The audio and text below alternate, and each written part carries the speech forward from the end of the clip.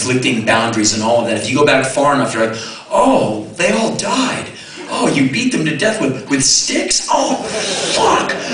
And so it's just an interesting take on where we all come from. And you would think that maybe over the thousands of years, humans would somehow evolve and go, wow, murder, genocide, death, homophobia, racism, God, it does not rock. It sucks. But no. And so there that is. So anyway, look, last year, I decided 2007, all I'm going to do is work because it will allow me to avoid my impending midlife crisis. I'm nearly 50. Have I avoided it yet, or is it still coming? I don't have a fleet of Ferraris and 3 19-year-old girlfriends chained up to a pen in the back of my house. So maybe I've dodged it. I drive a Subaru. Am I cool? I don't know. But I reckon the only way to keep it real is to keep a schedule that's so intense that I'm always freaking out. When you're young and broke and you live in a van with a bunch of smelly other people, all you have is the music and the promise of like sex or a meal. You have the music, you have like women, and you have the promise of food, and it keeps you really good. It's like, I'm living for this. I am feral. I live for the music. There is woman. Ah! You're a warrior, hungry, ravenous God up there. And then you start traveling in business class. And you have a bank account, a mortgage. Now you can move some rocks around. A lot of people in my line of work, their ass spreads a little.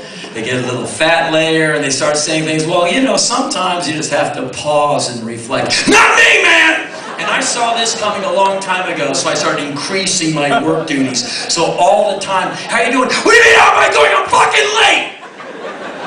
And in this way, I try and keep it real. Always leaning for it, straining against it, hating the man somewhere, that's me. And so last year, 2007, and it's New Year's, go motherfucker, go! See how much you can do if you die trying, fuck it. Fuck it, who cares? I'd rather die at 46 interesting than 80 like, woulda, shoulda, coulda. Okay? So I get to around Thanksgiving. Ah! What a holiday that is. We're not going to kill you. Here's a turkey. Sit down. Peace. We'll chop you to fucking pieces tomorrow.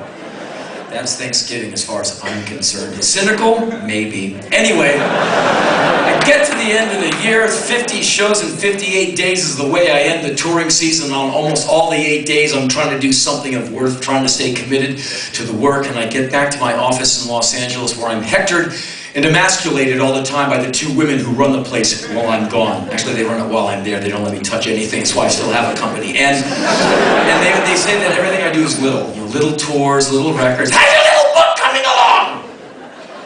And now that I'm so secure inside myself, it doesn't get to me as much as it used to. Just about 98% as much as it used to. And so my brain is battered. You know, I've been running all year, doing all this stuff, hopping, bopping, and popping all over the world. And maybe I should just kind of catch my breath, or at least let my mind have a moment to just do something else. Maybe someone should give me a hug. Yeah, I know. Fuck that shit. I'm not.